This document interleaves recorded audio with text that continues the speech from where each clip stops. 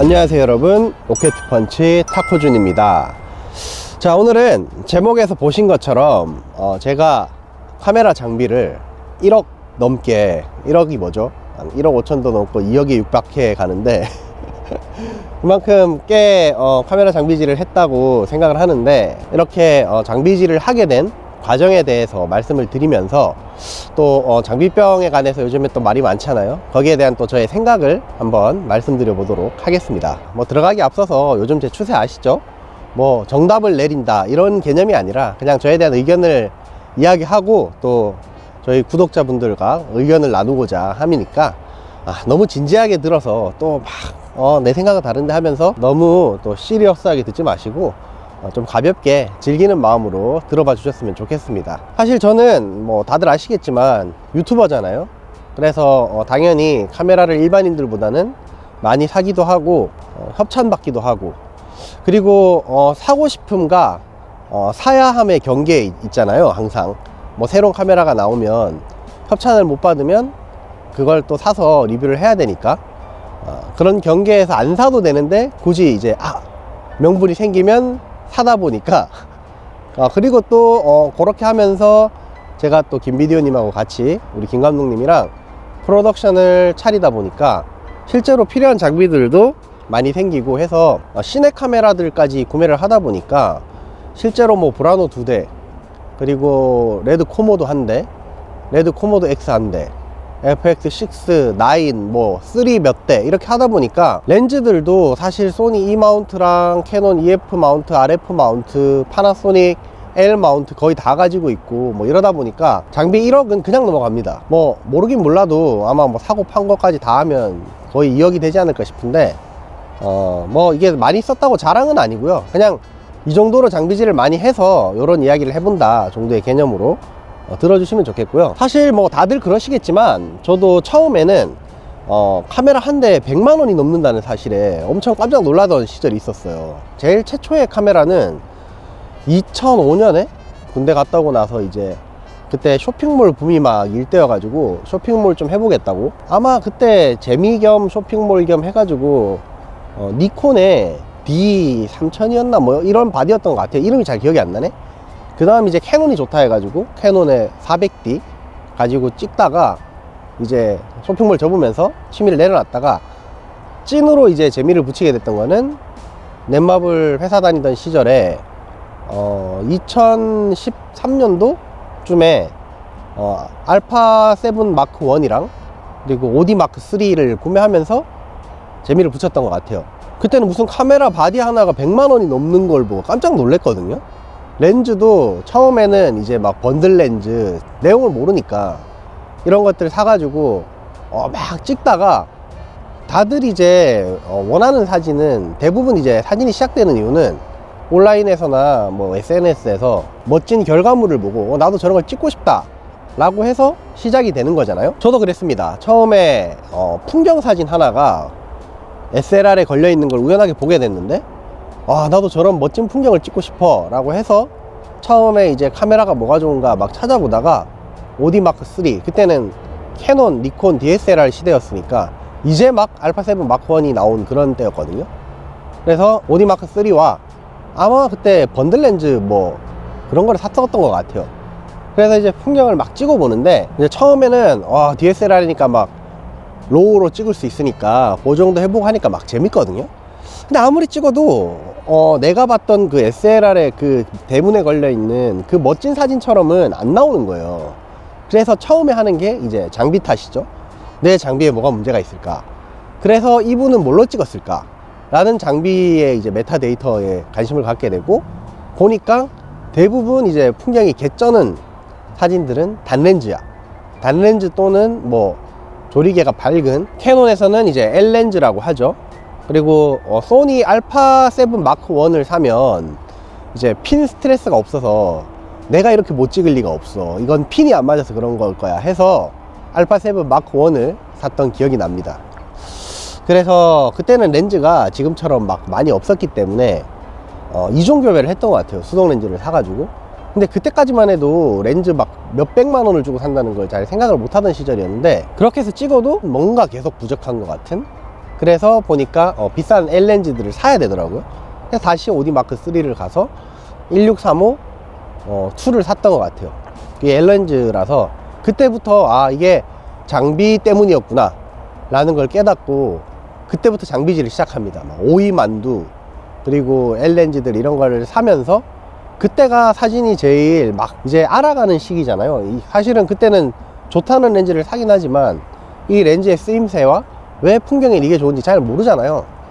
뭐 무조건 조리개 밝으면 좋은 줄 알고. 근데 이제 그러다 보니까 하나둘씩 배워가는 재미가 있었거든요. 그래서 그때는 회사가 끝나거나 아니면 뭐 연차 쓰거나 주말에 하루가 멀다 하고 계속해서 사진을 찍으러 다녔습니다. 근데 이것도 참 재밌는 게 그때 같이 촬영을 하던 이제 친구가 같이 이제 회사를 다녔었는데 제가 팀장이고 그 친구가 부팀장이었거든요. 같이 사진에 빠져가지고 그 친구는 이상하게 새 찍는 걸 좋아했어요. 저는 풍경 찍는 걸 좋아하고 완전 상반되죠. 그래서 그 친구는 그때 7두막이라고 크롭 바디를 사서 150에 600 렌즈 대포 엄청 큰 걸 사가지고 새나 막 멀리 있는 걸 찍었고, 저는 오디 마크 3의 풀프레임이죠. 그리고 1635를 사가지고 광각으로 풍경을 많이 찍었습니다. 그래서 막 찍다 보니까 이제 내가 어느 정도 찍는 것 같아. 그래서 막 부심을 느끼면서, 그때도 인스타가 막 갓 나왔을 시절이었나? 한 2, 3년 됐을 때요. 인스타그램이 나오고 올리기도 하고 또 SLR에 올리고 하는데 유독 내 사진은 또 조회수가 안 나옵니다. 그래서 계속해서 업로드를 하는데도 생각보다 반응이 안 좋아. 그래서 반응이 좀 좋았으면 좋겠는데 이게 이유가 보니까 인물을 찍어야 되는 거예요. 그래서 인물을 찍어야 되는구나. 그래서 이제 단렌즈에 취미를 붙이기 시작합니다.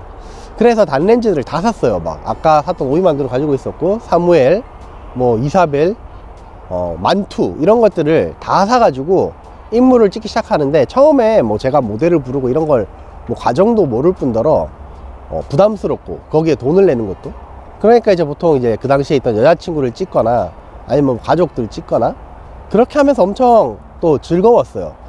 그때 기억들이 다 그런 렌즈를 쓰면 되는구나를 배움과 동시에 어떤 장비질을 하면서 가장 즐거웠던 시기였던 것 같습니다.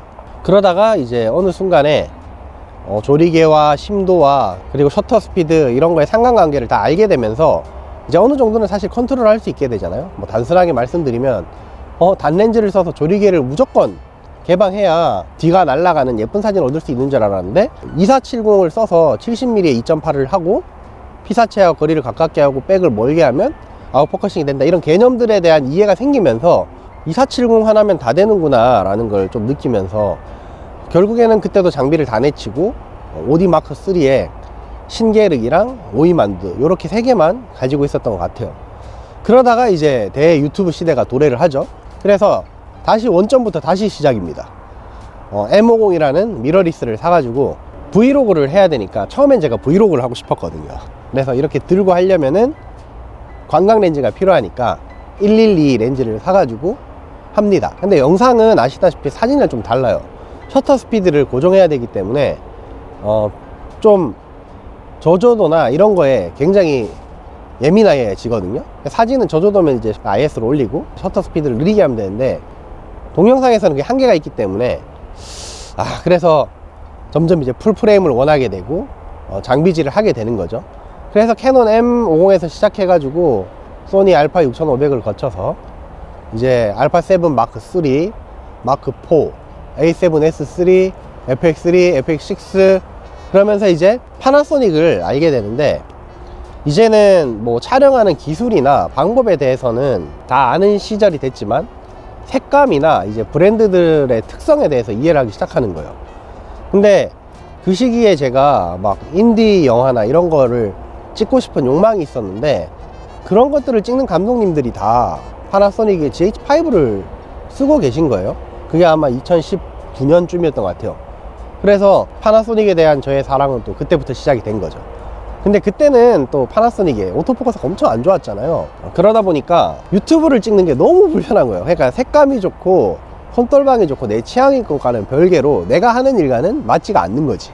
그때는 캐논도 오토포커스가 좀 딸렸어요. 여러 가지 기능도 딸리고 EOS R 시절이었는데 로그도 안 되고 뭐 그랬던 것 같아요. 그래서 그런 걸 상대적으로 소니가 좀 빨리 풀어줬잖아요. 그래서 α7M3를 사면서 이제 내 유튜브를 엄청 열심히 하게 된 거죠. 그래서 어찌됐건 여기도 마찬가지입니다. 막 브이로그를 찍을 때는 광각이 필요하고, 우리가 요즘에 김비디오님이랑 자주 하는 모델샷 같은 걸 찍을 때는 단렌즈를 많이 쓰고, 아무래도 그렇죠. 그러다 보니까 어쨌든 이젠 이해도가 다 생긴 거예요. 렌즈의 특성이나 바디의 특성, 브랜드의 특성에 대한 이해가 다 생기다 보니까 그러면 이제 내가 원하는 걸 쓰면 되지 않아? 라고 생각을 하실 수 있겠지만, 이제는 다 아니까 다 갖고 싶은 거예요. 모델 찍을 때는 피부톤이 좋으니까 파나소닉이나 캐논 써야겠다. 그리고 날 찍을 때는 오토포커스가 좋고, 빠른 물체 찍을 때는 오토포커스가 좋은 소니를 써야겠다. 그냥 이제 다 갖게 있게 되는 거지. 그래서 제가 지금 소니, 파나소닉, 니콘, 캐논 다 가지고 있고, 뭐 레드까지 가지고 있고, 시내 카메라들도 가지고 있고, 다 가지고 있습니다. 그러다 보니까 이런 과정이 그렇게 되는 거예요. 막 이거 내가 잘 안 나오는 건 장비가 구려서인가? 해서 장비를 막 좋은 걸 사봐. 어느 정도 도달했을 때쯤에 이게 내 실력 부족이구나 라고 생각을 하게 되는 거죠. 그래서 실력을 막 늘려요. 그러다 보니까 요즘에는 사실 저나 김비디오님이 모델 스냅 사진이나 영상 솔직히 엄청 잘 찍잖아요. 뭐 별론데? 라고 하면은 뭐 선생님의 말이 맞고 반박신 입말이 맞습니다만, 제 생각에는 저희보다 잘 찍는 사람이 많지는 않을 거라 생각해요. 왜냐면 저희는 업이기 때문에. 그래서 이 정도까지 되면은 그런 댓글이 달립니다. 이게 사실 카메라나 이런 것보다 누가 찍는가가 중요한 거 아닌가요? 로켓님이 찍으니까 그냥 다 잘 나오는 거 아닌가요? 뭐 사실 어느 정도는 맞는 말이라고 생각은 하는데, 장비도 무시를 못 합니다. 그러니까 저도 오토포커스 안 좋고 수동으로 돌려야 되는 카메라를 쓰게 되면은 이제 꼼수가 생겼어요. 슬로우를 걸어서 포커스를 천천히 이동하면 또 있어 보이는 게 있거든요. 그래서 조금의 꼼수가 생긴 거지, 어찌됐건 장비도 좋은 걸 써야 더 좋은 영상을 뽑는 건 사실인데, 요즘 미러리스들이 이제 다 상향 평준화가 된 건 사실이라서 소니든 니콘이든 캐논이든 파나소닉이든 자기가 좋아하는 브랜드 사용을 하면 되는 게 사실입니다. 자, 그러면 촬영은 아예 안 하면서 카메라 장비만 계속해서 바꾸고 이런 사람들도 있던데, 막 이런 얘기를 하시는 분들이 있더라고요. 근데 저는 그분들의 취미는 그냥 카메라 장비인 거예요. 근데 왜 그분들을 좀 안 좋게 이야기하시고 비난하시는 분들도 있던데, 왜 그러는지 이해를 못 하겠어요. 그냥 마치 그런 거죠. 프라모델 같은 거요. 프라모델이 만들고 나서 뭐 그게 움직이고 이래서 좋아하는 거 아니잖아요. 그냥 관상용으로 예쁘니까 보고 있으면 좋은 거예요. 근데 분명히 카메라질을 카메라 장비질을 하시는 분들은 지금은 찍지 않더라도 예전에 찍었던 그런 기억들이 있으신 분들이 꽤 많으실 거예요.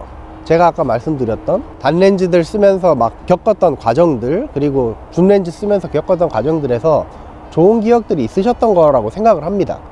그래서 요거 사보면 어떨까, 저거 사보면 어떨까, 그리고 또 바디랑 결합해보고 요런 또 재미가 있는 거죠, 메카닉적인. 그래서 저는 그게 뭐 실제로 촬영을 하든 간에 아니면 이 카메라 장비 자체를 좋아하든 간에 이만큼 좋은 취미가 어딨냐는 거죠. 저는 이제 유튜브를 하고 카메라 영상업을 하면서 술도 끊었고 담배도 끊었습니다. 술은 마시고 나면은 급한 의뢰에 대응을 못 하겠더라고요. 막 술 취해서 막 새벽에 기절해 가는데 급하게 막 수정 요청이 오면은 가서 막 편집하고 이런 일들이 너무 힘들어서 끊었다기보다 서서히 안 마시게 되더라고요. 그래서 요즘에는 술은 거의 안 마시고, 담배 같은 경우에는 실내에서 이제 편집하고 해야 될 일이 많은데, 같이 일하는 또 김비디오님이 담배를 안 피셔서, 물론 이제 동업을 하니까 형 펴 이렇게 얘기하는데, 이제 직원들도 생기고 하니까 나가서 펴야 되고 귀찮고 또 일할 때 흐름 끊기고 이래가지고 20년 핀 거를 억지로 끊게 되더라고요. 물론 이제 담배를 끊고 나서 계산해보니까 한 달에 뭐 담배 밑으로 한 4, 50은 들어갔더라고요. 뭐 전자담배도 피고 실제 연초도 피고 하다 보니까. 근데 그때 딱 드는 생각이 4, 50이면 한 달에 렌즈 하나 정도는 사겠구나 라고 해서 굉장히 기뻐했던 그런 생각이 나고요.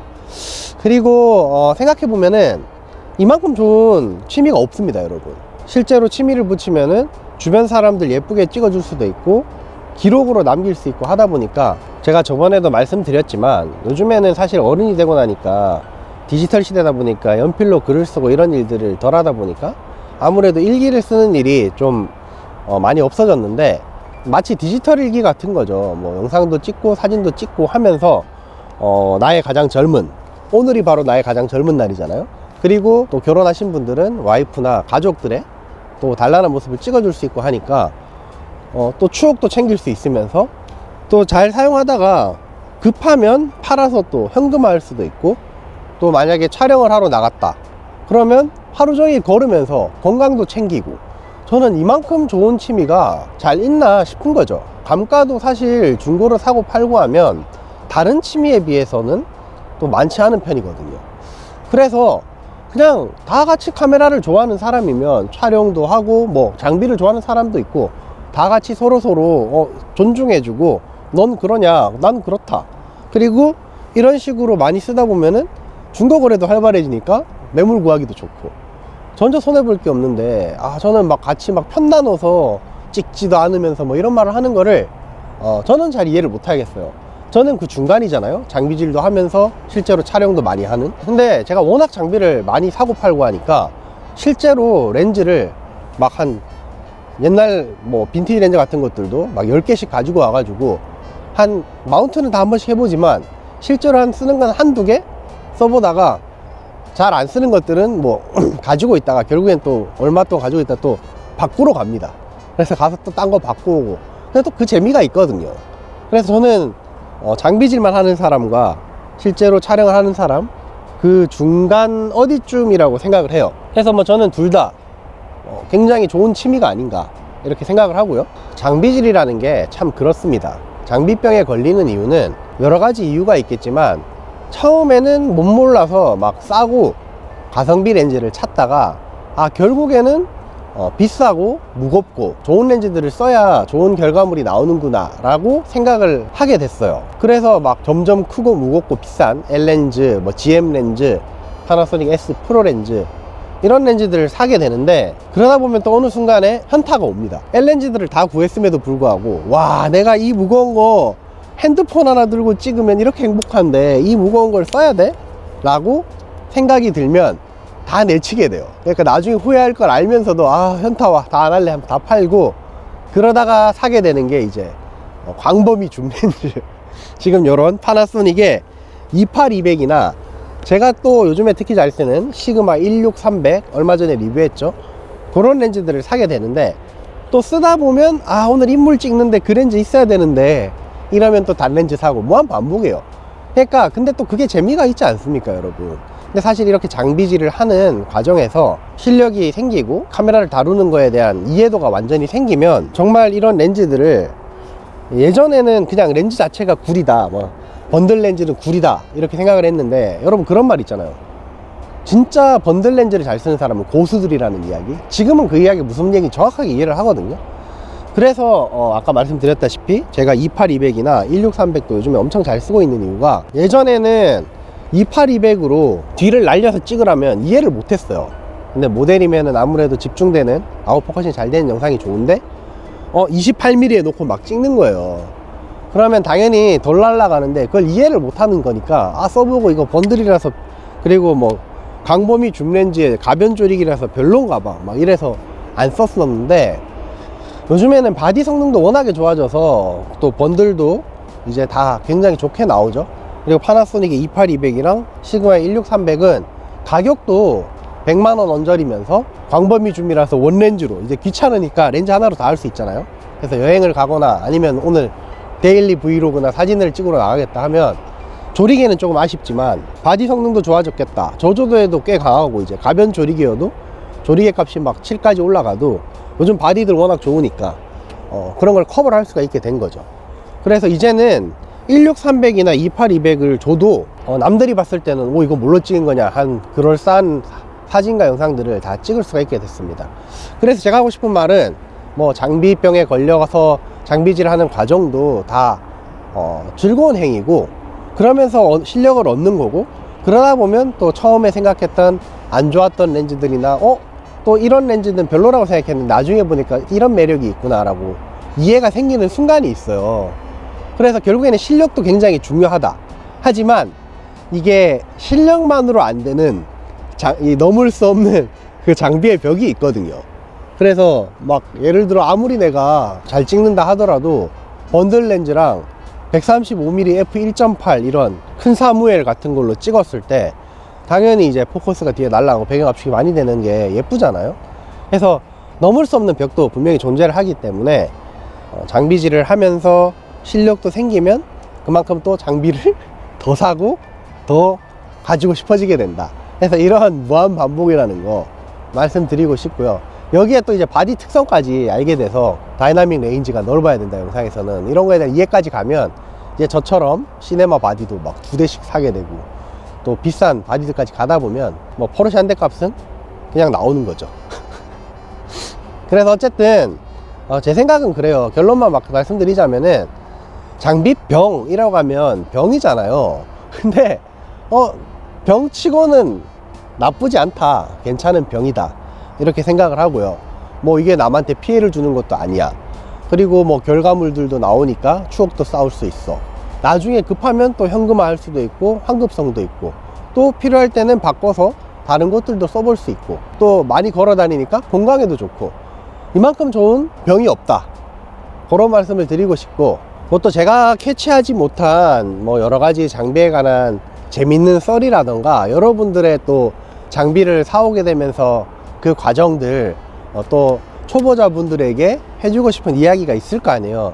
이 초보자분들이 보면서 또 댓글 보는 재미도 있으니까 오늘 영상도 사실 뭐 주절주절 뭐 한강 배경에 예쁘고 해서 뿌뿌랑 한 책 나왔다가 이렇게 촬영을 해보는데, 요즘에는 항상 말씀드리지만 여러분의 댓글 보는 재미와 또 같이 소통하는 그 재미로 유튜브를 하고 있으니까 오늘도 제가 장비병에 관한 이야기를 좀 해봤는데 여러분들의 경험이나 또 조언 같은 것들도 좋고 그런 것들도 조금 아래쪽에 댓글로 남겨주시면은 보시는 분들이 또 초보분들에게 도움이 되지 않을까 이렇게 생각을 합니다. 그래서 결론은 댓글 좀 많이 남겨주시고 좋아요도 많이 눌러달라는 그런 이야기입니다. 그리고 혹시 뭐 듣고 싶은 이야기가 있으시다면은 그런 내용도 댓글로 남겨주시면 좋고요. 오늘도 이렇게 주절주절 별로 영양가 없는 저의 미약한 경험을 들어봐 주셔서 너무 감사하고요. 끝까지 들어봐 주신 분들은 내일 로또 사시면 좋은 결과 있길 제가 기원해 드리겠습니다. 오늘 영상 봐주셔서 감사하고요. 또 다음 영상으로 돌아오도록 하겠습니다. 다음 영상에서 만나요.